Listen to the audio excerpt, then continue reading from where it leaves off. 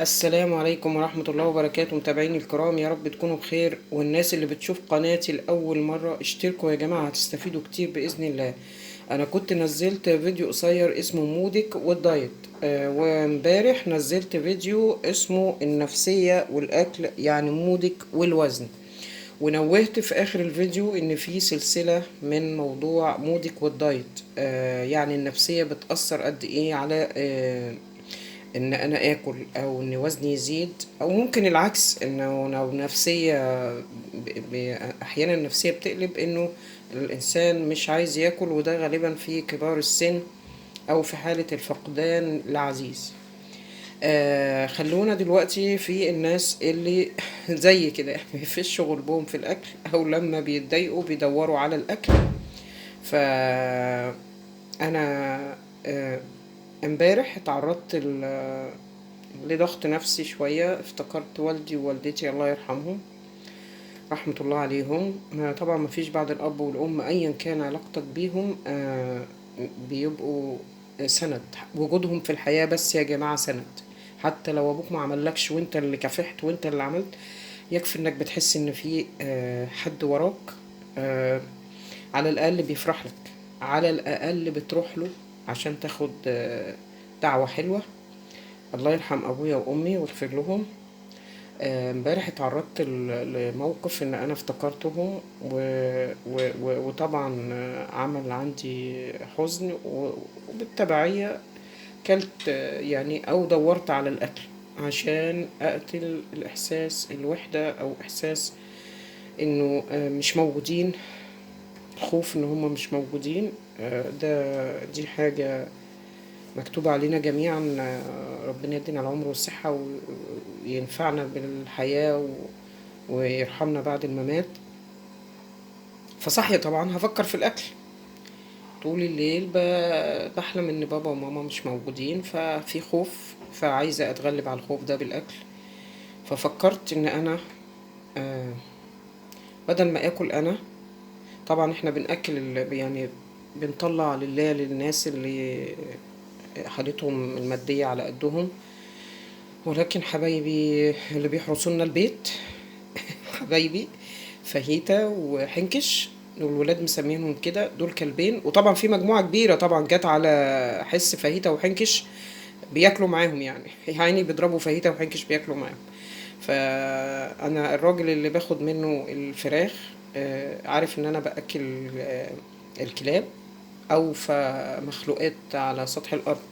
الكلب يا جماعة بجد والله، او الحيوانات الاليفة اللي انت بتربيها سواء القط او الكلب، آه بجد بيدوك كمية حب ما فيهاش كدب.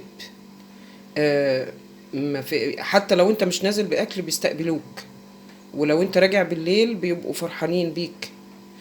طبعا انا بنوه هنا، مش اي حد يروح مقلد الفيديو ويروح عامل حاجة وينزل يأكل.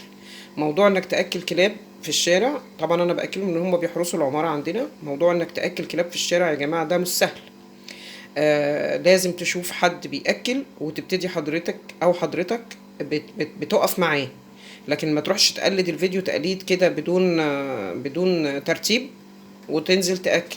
الموضوع يا جماعة عايز ترتيب. انا عن نفسي في البداية كنت بخاف جدا من الكلاب، وطبعا كنت حاسة ان الحياة ممتدة. كلنا واحنا صغيرين حاسين ان بابا وماما دول موجودين على طول، وان اللي بيموت بعيد عننا لحد ما بيجي الدور. ف يعني طبعا آه، اكيد الواحد بيتعرض لمواقف بتتعبه نفسيا من الاقربين.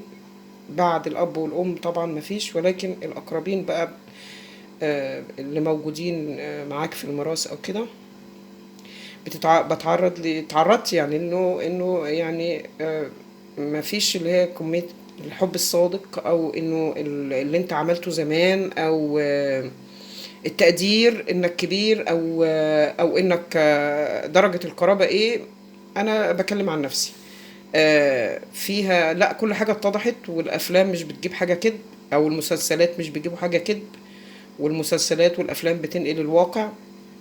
وده انا مش بشجع على ان المسلسلات والافلام ينقلوا حاجة تدي طاقة سلبية، ولكن انا بقول هما بينقلوا فعلا قصص موجودة في الواقع. الناس بعد الاب والام بيموتوا بيعملوا ايه في الميراث، وكل واحد بيقول يلا مصلحتي، ما علينا يعني. فابتديت من بعد وفاة ابويا وامي ان انا ادور على طبعا في ناس في حياتي موجودين وبحمد ربنا ان هم موجودين في حياتي وبيدعموني، ولكن الاحساس بفقد الاب والام اكبر. فكنت عايزة اشوف في حد في كائن الحب والاخلاص وال وانه يبقى سعيد لما يشوفك.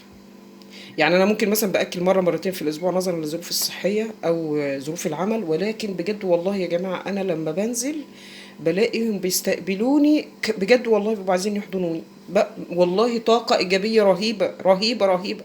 وفعلا لما عملت كده نسيت او حسيت انه اللي انا طول عمري بقول لهم انا بحبكم، وهم عمالين بيتعاملوا بموضوع مش بيقدروا. فالتقدير بجد يا جماعة والله في عينيهم بيبقى جميل جدا جدا جدا. ولما بنزل الصبح مبقاش معايا أكل، أنا بأكل بعد الظهر أو بأكل في أيام الأجازة زي النهاردة كده يوم الجمعة. فبجد والله العظيم يا جماعة طاقة إيجابية رهيبة وحب وعايزين يحضنوني وبنسى كل أسية. فجربوا، ولكن شوفوا حد بيأكل عشان ت... يعني تتعلموا منه، ما تنزلوش منكم نفسكم.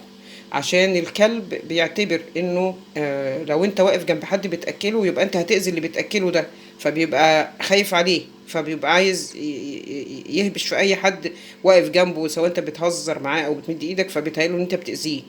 غير كده وكده هو طالما هو ما يعرفكش بيعتبرك غريب. لو انت سبته في حاله هو بيسيبك في حالك. لكن لو انت بقى حذفت طوبة ولا الشباب اللي بشوفهم بيستظرفوا دول، لا لازم، ما هو لازم هيدافع عن نفسه يا جماعة. فان شاء الله انا الفيديو ده عملته انه انا بوريكم وبشرح لكم انا ايه الحلة اللي فيها الرجول دي وانا هعمل بيها ايه. فان شاء الله الفيديو اللي جاي هوريكم كمية الحب في عينيهم وهم بياكلوا. يا رب الناس تفهم، يا رب الناس مصلحة والفلوس يا جماعة مفيش حاجة بتسوى، مفيش حاجة بتسوى انك تنام مرتاح وان في حد يحبك بجد. كل عام وانتم بخير. بتمنى اللي يشوف الفيديو يدعمني ويحط يعني اكتبوا لي رأيكم واكتبوا لي التجارب بتاعتكم وشوفوا كمية الحب قد ايه في عين المخلوقات الضعيفة الخرسة دي اللي ما بتقولش انا عايزة اكل. والناس اللي هتهاجمني وتقول هو الناس لاقية ومش الناس لاقية، انا الحمد لله بطلع للناس. والرجول دي بفضل احوش فيها عند الراجل طبعا لان في ازمة وبدفع له فلوس و... ولو كان حد عايز ياخدها انا كنت اديتها له عند الراجل. يعني لو حد قال له انا عايز اخدها كنت اديتها له. فقصة اولى ومش اولى اللي يعني اللي انت بتبقى شايف الحالة، واكيد ما فيش انسان قدامك هيبقى جعان وتسيبه وتروح تاكل الحيوان، لا ما هو ده بياكل وده بياكل وده ليه اكله وده ليه اكله. في ناس تانية هتقول انا يعني وانا معيش ميزانية ودلوقتي غليت. كفاية عليكم يا جماعة ان انتوا بواقي الاكل تجمعوها وتعملوا حسابكم بدل ما تترمي في الزبالة، وانزلوا اكلوا الحيوانات ديت عشان تسعدوا، عشان تحسوا قد ايه حد اخرس بيقول لكم شكرا، عشان تحسوا قد ايه حد بيحبكم بجد من غير مصالح، هو بس عايز ياكل. ولو انت تاني يوم ما نزلتلوش اكل والله هيرحب بيك وهيحبك، عشان هو وفي. انت اكلته مرة حتى لو بعد كده ما اكلتوش تاني هو فاكر ان انت اكلته مرة وعايز يشكرك العمر كله. فيا رب بس الناس تفهم ابعاد الفيديو والناس اللي بتهاجم او الناس اللي بتقول والله احنا واخدين بالنا. اكيد اي حد بيعمل كده عنده عقل وعنده دماغ وعنده وجهة نظر زي حضرتك اللي بتهاجم او اللي بتهاجم. كل عام وانتم بخير. والرحمة بالحيوان ليها مردود كبير قوي. فيا رب يعني نسعد بهذا الثواب. ربنا يتقبل. وكل عام وانتم بخير، رمضان على الابواب. بس اتمنى اللي ما اشتركش في القناة يشترك. وكل عام وانتم بخير، السلام عليكم.